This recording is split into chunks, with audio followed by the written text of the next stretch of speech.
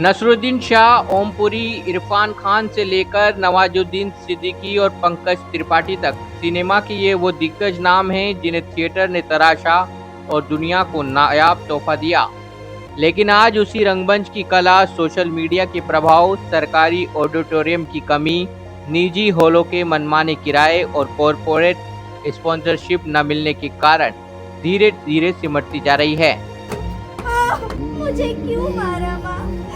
मुझे क्यों मारा? इस दम तोड़ती कला के बीच शिक्षा नगरी कोटा से उम्मीद की एक खूबसूरत तस्वीर सामने आई है, जो भावुक भी करती है और कला के प्रति अटूट जुनून को भी सलाम करने पर मजबूर करती है। अंगना में फिर आ जा रे। कोटा के वरिष्ठ रंगकर्मी विवेक शर्मा डिम्पल इन दिनों शहर में थिएटर आर्टिस्ट बनने का सपना लेकर आने वाले युवाओं के लिए मसीहा बने हुए हैं। जब संसाधनों की कमी और भारी भरकम बजट आड़े आया, तो विवेक शर्मा ने हार मानने के बजाय एक अनोखा रास्ता निकाला। उन्होंने अपने ही घर की छत को ओपन थिएटर का रूप दे दिया। आज बगैर किसी बड़े थिएटर और तामझाम के वे युवाओं को थिएटर की बारीकियां सिखा रहे हैं। यहाँ पे बहुत कुछ सीखा है। हमारे सर ने भी हमें बहुत कुछ सिखाया है कि मतलब बोलते कैसे हैं अच्छे से, बॉडी लैंग्वेज, बहुत कुछ। और यहाँ पे ना हमें ना सीरियसली फैमिली की तरह रखा जाता है कि एक्टिंग का बेस तुम्हारा थिएटर से ही होके जाता है। थिएटर तुम्हें बहुत कुछ सिखाता है। जैसे तुम इतने सारे लोगों के बीच में जब परफॉर्म करते हो और तुमसे कभी कुछ गलत भी हो जाए तो तुम पे लोग हंसते नहीं हैं। माँ, माँ, माँ क्या होती है? वो सबसे ज्यादा अपने डायलॉग और नाट्य अभिनय से भावनात्मक कला का जीवंत मिश्रण पेश करने वाले विवेक इस कला को जीवित रखने के लिए युवाओं को बिल्कुल फ्री कोर्स करवा रहे हैं। शायद मैंने बटोर लिया। हे भगवान, जब तमाम आर्थिक तंगियों, सामाजिक दबाव और अनिश्चित भविष्य के बावजूद देश के कोने कोने में रंगकर्मी आज भी नुक्कड़ नाटकों और थिएटर फेस्टिवल के जरिए समाज को आईना दिखा रहे हैं। तो सपना है वो इस जो आप ये देख रहे हैं ओपन थिएटर है, नीचे का हॉल है, ये इन्होंने किसी प्रकार की किसी सरकार से कोई एड नहीं मिली, किसी संस्था से कोई एड नहीं मिली।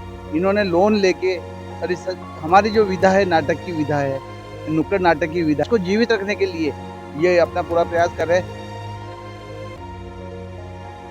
इन रंगकर्मियों का जीवन भले ही आर्थिक रूप से समृद्ध ना हो, लेकिन आत्मिक रूप से बेहद अमीर है, क्योंकि एक सच्चा रंगकर्मी पैसों के लिए नहीं बल्कि मंच पर मिलने वाली उस चंद मिनटों की जिंदगी और जीवन तालियों के लिए जीता है।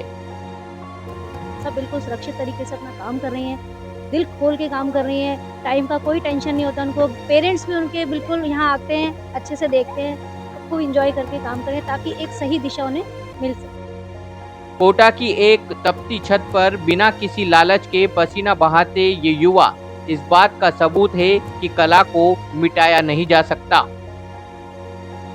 वो आएंगे, बहुत से लोग हैं जो हिट हुए थे, आए, फ्री हो गए, पता नहीं वो कहाँ है। लेकिन ये स्टेज है, एक्टिंग है, वो एक ऐसी चीज़ है। अगर हम थिएटर करते हैं, थिएटर हमें सबसे पहले इंसान बनना सिखाता है, हमें डिसिप्लिन में रहना सिखाता है। कलाकार के लिए कोई जगह स्थान नहीं है, तो इसीलिए हमने ना हमारे ही घर की छत को एक ये ओपन थिएटर बनाया है। नीचे एक हॉल है ना। जब अभी गर्मी थी तब हमने हॉल में करा रहे थे, और अभी जब थोड़ा ठंडा हुआ है तो छिड़काव विड़काव करके अब यहाँ पर बच्चों को हम करा रहे हैं। ये बिल्कुल निःशुल्क कैंप है, इसमें कोई चार्ज नहीं है, और हम ये चाहते हैं कि भाई जो थिएटर है ना वो जिंदा रहे। बहू और बेटियों पर होता है अत्याचार। देश में जहां पर भ्रूण हत्या का आंकड़ा विश्व में सबसे अधिक है। इस खबर का सबसे अहम पहलू हम और आप हैं। कला और कलाकारों का सम्मान केवल सोशल मीडिया पर तारीफ करने या मुफ्त की तालियों से नहीं होगा। अगर हम चाहते हैं कि हमारे समाज से विवेक शर्मा जैसे गुरु और कला को जीने वाले नए कलाकार खत्म ना हो, तो हमें आगे आना होगा।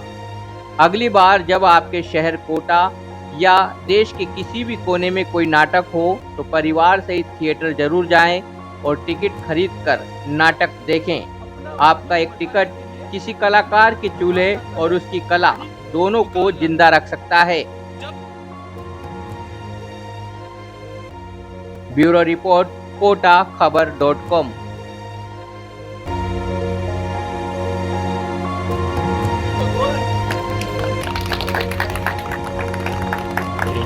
कोटा की खबरों से अपडेट रहने के लिए YouTube पर सब्सक्राइब करें कोटाखबर.com पर और हाँ, बेल आइकन दबाना ना भूलें।